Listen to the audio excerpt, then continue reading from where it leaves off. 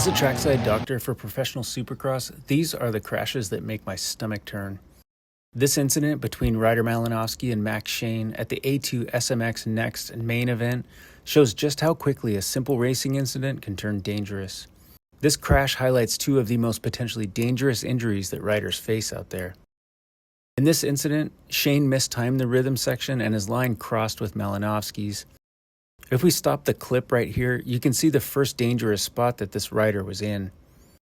In this position, riders are rotating forward and often tuck their heads.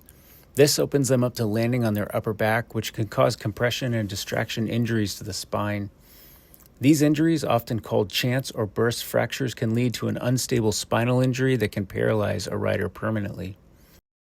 Luckily, Ryder rotated just enough to land flat on his back, but that did not keep him from taking a massive hit.